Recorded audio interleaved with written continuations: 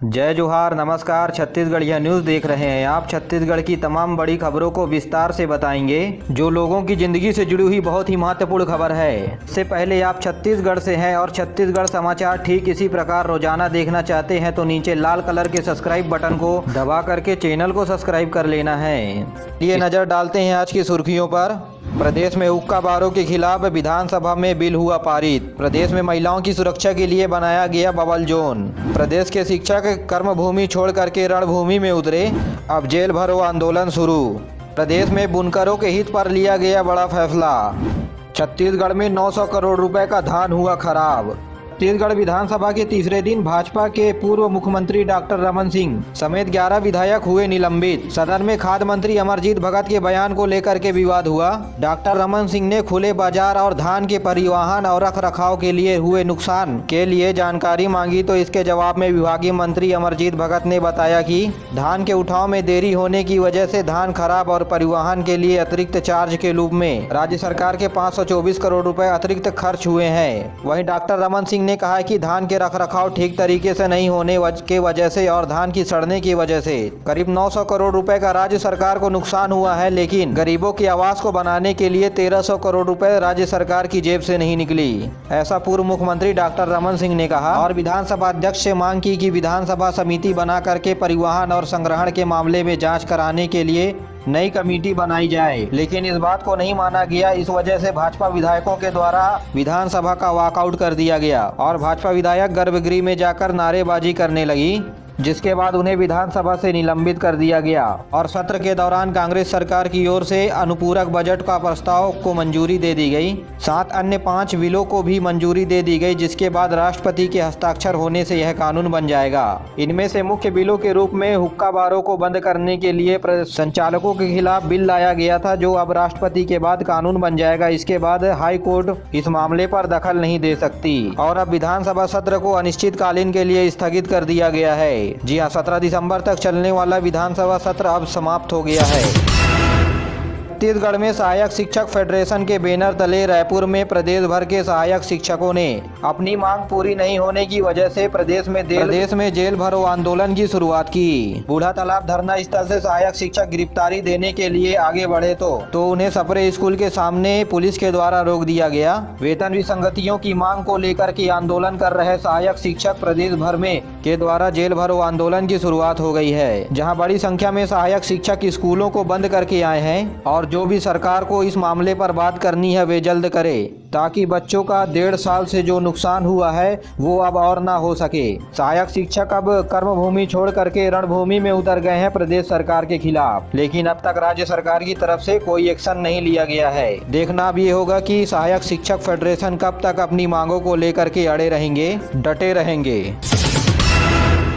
Railway station पर अकेली महिलाओं को कभी कभी मुश्किलों का सामना करना पड़ता है, उनको सुरक्षा का खतरा सताता है, लेकिन राजनांदगांव स्टेशन में महिलाओं को अब खौफ उन्हें नहीं रहेगा, क्योंकि महिलाओं की सुरक्षा के लिए रेलवे स्टेशन पर सेफ बबल जोन बनाया गया है, जहां पर केवल महिलाओं को ही प्रवेश की अनुमति होगी। महिलाओं की सुरक्षा के लिए राजनांदगांव स्टेशन पर आरक्षित क्षेत्र बनाया गया है, में केवल महिलाओं के बैठने की व्यवस्था है। राजनांदगांव रेलवे स्टेशन के प्लेटफॉर्म नंबर 2 और 3 पर फिलहाल ये सुविधा विकसित की गई है, जहां एक स्थान पर एक साथ 20 महिलाएं बैठ सकेंगी। खास बात यह है कि इनकी सुरक्षा के लिए जीआरपीएफ और राज्य पुलिस सेवा बल के द्वारा इनकी मॉनिटरिंग भी की जा सकेगी। इसे रेलवे विभाग के द्वारा पिंक जोन नाम भी दिया गया है, जहां महिलाएं निश्चित बैठ करके ट्रेनों का इंतजार कर सकेंगी। निश्चित तौर से रेलवे की तरफ से महिलाओं को सुरक्षा देने के लिए सराहनीय कदम उठाया गया है।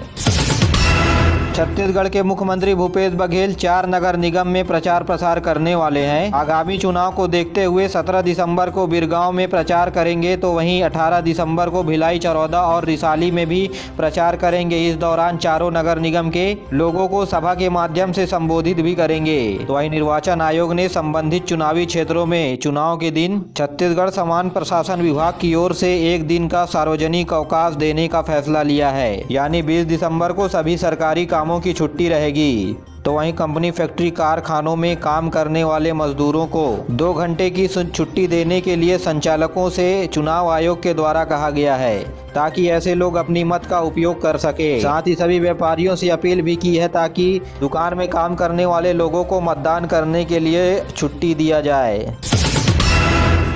प्रदेश की आंगनबाड़ी केंद्रों में रेडी टू ईट पोषण आहार बनाने वाले स्व सहायता समूह में काम करने वाले महिलाओं ने अपनी अलग अलग मांगों को लेकर के आंदोलन कर रहे हैं। प्रदर्शन के 6वें दिन आंगनबाड़ी कार्यकर्ताओं और सहायकों ने विरोध के लिए अनोखा तरीका अपनाया। आंदोलन के 6वें दिन भी वे सभी लोग धरना स्थल पर विधानसभा जैसे दिखाए और खुद को राज्य सरकार मंत्रिमंडल का प्रतीकात्मक स्वरूप के रूप में दर्शाया। और इन सभी कार्यकर्ताओं की मांग है कि हम सभी को शासकीय कर्मचारियों के रूप में मान्यता दें और मध्य प्रदेश की सरकार के द्वारा दी जा रही सुविधा जैसे ही छत्तीसगढ़ में सुविधा आंगनबाड़ी कार्यकर्ताओं और सहायिकाओं को दी जाए। उन्होंने प्रत्येक आंगनबाड़ी सहायिका और कार्यकर्ताओं के 5-5 लाख रुपए के बीमा कराए जाने का भी मांग को लेकर के राज्य सरकार के खिलाफ नारेबाजी की। इन आंगनबाड़ी कार्यकर्ताओं के मसले पर सीएम भूपेश बघेल जी ने विधानसभा भवन में बताया कि सन 2009 में करीब 1500 आंगनबाड़ी कार्यकर्ताओं के द्वारा 1500 स्व सहायता समूह के माध्यम से रेडी टू ईट बनाया जा रहा था, जो अब घट करके 763 हो गया है। उनका कहना है कि आंगनबाड़ी कार्यकर्ता रेडी टू ईट बनाने के लिए दिलचस्पी नहीं दिखा रही है, इसलिए राज्य सरकार ने कुपोषण को दूर करने के लिए बड़ा फैसला लिया है। प्रदेश के 15 दिनों के अंतर्गत अब तक 22 लाख मीट्रिक टन से ज़्यादा धान की खरीदी की जा चुकी है। करीब 6 लाख किसानों ने धान समिति केंद्रों में जाकर के अपना धान बेचा है। इसके लिए करीब प्रदेश के 2500 उपार्जन केंद्रों में भी सभी प्रकार की सुख सुविधाओं का भी ध्यान रखा गया है। आपको बता दें कि किसानों के भुगतान के लिए मार्कफेड के द्वारा बैंक लिंकिंग के माध्यम से 3900 करोड़ रुपए की राशि जारी कर दी गई है किसानों के खातों में। तो वहीं इस बार धान समिति केंद्रों से धान का भी उठाव राज्य सरकार के द्वारा किया जा रहा है, ताकि समिति केंद्रों में पड़े धान खराब ना हो जाए। छत्तीसगढ़ सरकार ने बुनकरों के हित में एक बड़ा फैसला लिया है। जी हां, स्कूल ड्रेस जो राज्य सरकार विदेशी कंपनियों से खरीदती थी, वह अब हथकरघा विकास विपणन संघ के जरिए खरीदेगी। राज्य हथकरघा सरकारी संघ से जुड़े हुए बुनकरों को इसका लाभ मिलेगा। आपको बता दें कि सरकारी स्कूलों में मुफ्त में छात्र छात्राओं को स्कूल ड्रेस बांटी जाती है। शिक्षा विभाग के बड़े फैसले के बाद अब छत्तीसगढ़ में ही बने हुए ड्रेस अब छत्तीसगढ़ के बच्चों को बांटी जाएगी।